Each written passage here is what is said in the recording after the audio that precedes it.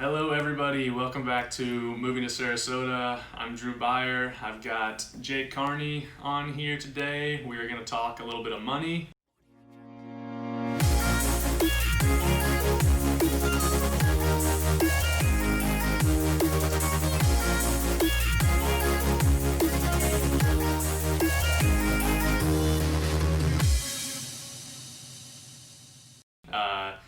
Jake is a mortgage loan officer with Bank Mortgage, and just if you have anything you want to say, hop in at any time. But we're gonna talk some relocation stuff today.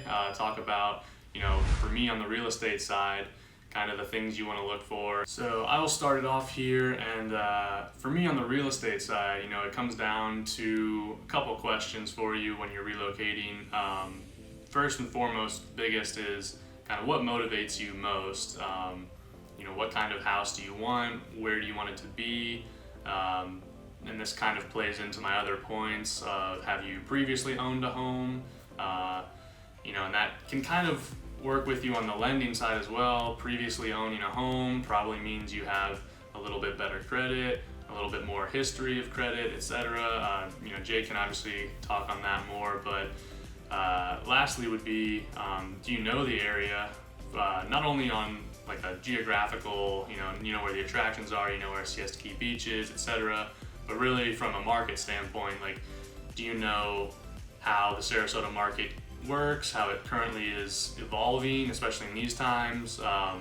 Do you know kind of how it is different from a place like Missouri, where Jake just came from, or a place, New York, LA, they're all, everywhere around the country has vastly different markets. So, not only from a real estate standpoint, but a lending standpoint, the different prices that you might look at, or the different costs you might incur that your overall monthly payment ends up being, it looks a lot different here than it does in a place like New York or Chicago, so I'm gonna let Jake now talk on kind of his side and what he thinks is most important when considering relocating here, and kind of the big points of what impacts the payment and the lending. From a relocation, sorry to interrupt. No, you're good.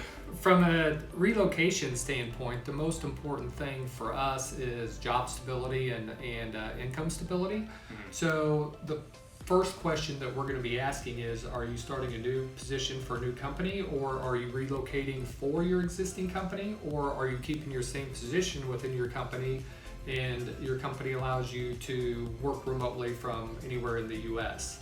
So a lot of times the relocations are no different than any standard loan, or standard situation, I should say, is we just have to have, if you're staying with your existing company, if it's a formal relocation, we're going to have the relocation letter that's going to acknowledge and basically stating that the company's aware that you're moving and you're staying within that company. And a lot of times we don't have that anymore, especially in the COVID world, and even pre-COVID, that everybody is we're becoming a more and more remote world. And so we just have to have acknowledgement from your company that you are relocating and that it won't affect your job stability or your job income. It's very simple to get, and we're doing it all of the time. We did one recently for the guy's an attorney, and he works for a huge corporation, a major corporation, and he works remotely, and it was no big deal. Yeah. If a guy is changing companies and it's in the same field and he's going to be salaried, then ideally we'd like him to be in that new position for at least so that we have 30 days worth of pay stubs, which can, depending upon timing, can be 45 days. We can certainly work through it and find ways to do it with less than that, especially if they have a formal offer letter, but every situation's a little bit different. That would be in a perfect world. So there's really not a big waiting period. Gotcha.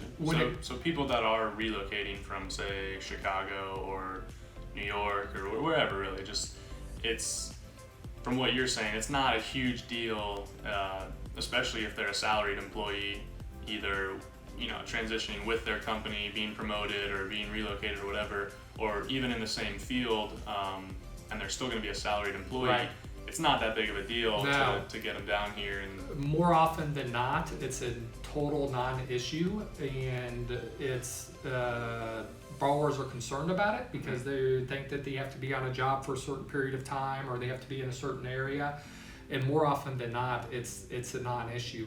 About the only time it's going to be an issue is which it would be kind of an issue even if they weren't relocating, is if you were changing jobs and you were going to be, the vast majority of your income was going to be from commissions.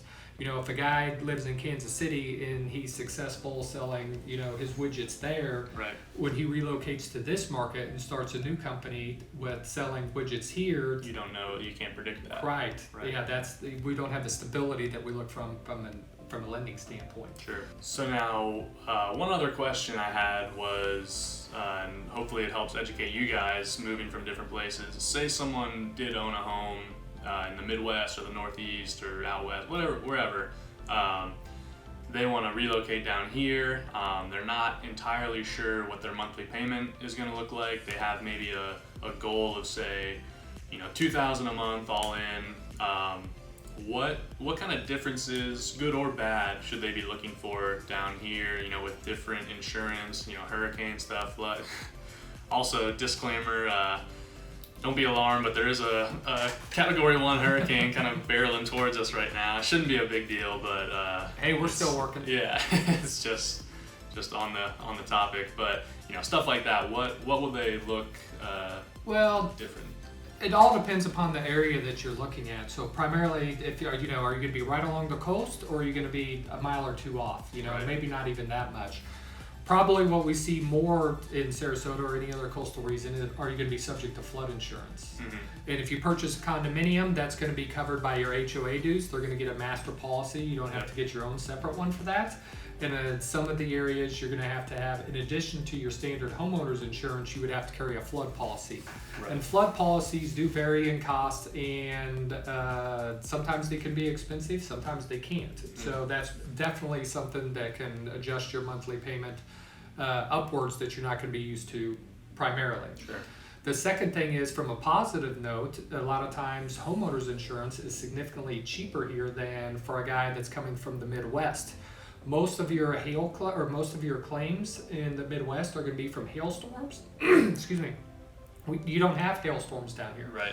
So I've done loans on properties that in Florida that are not right along the coast, that are sales price was around $400,000, and the annual homeowners insurance was $800. Yeah. Which is very inexpensive compared Sure. to the value of that home. So Absolutely. that's going to help out the payment a lot and stuff like that. I'm trying to think what else that would affect the payment that you're not going to be used to per se. So I think something that I see a lot from people relocating from the Northeast is the taxes. That's what I was trying to think of. The most important thing here is if it's your primary residence in the state of Florida, you can homestead it. Right. So, one, you get an annual or an initial reduction on your taxes. While huge is not, in my mind, the most important thing, there's the 3% cap. Mm-hmm. So every year that you live here, and it's homesteaded, your value could be just skyrocketing, but you're not going to be pushed out of your home. You're only getting assessed on. Right, and it can your taxes can only go up a maximum of 3% Right. per year. So your property taxes are not going to be doubling or going up significantly every year because Right. they can't. Right. And you see that in a lot of other areas outside the state of Florida. So you are offered some significant protection there. Sure. Makes sense. Yeah. Awesome.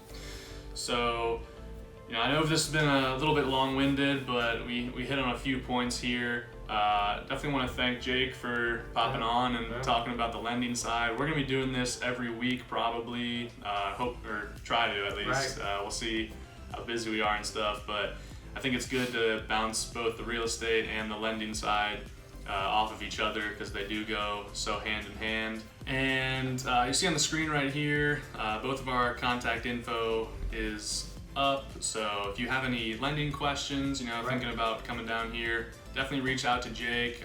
It'll all be in the description below as well. Shoot him an email, text, call, whatever works. And other than that, I want to thank you guys for tuning in. Go ahead and click the like and subscribe buttons. if you get a chance. Would really appreciate it. Helps out with the algorithm. Also, down in that description below, there is the link to our Facebook group, Moving to Sarasota Bradenton area. Still just exploding with growth, which is great to see. And other than that, we will see you guys in the next video.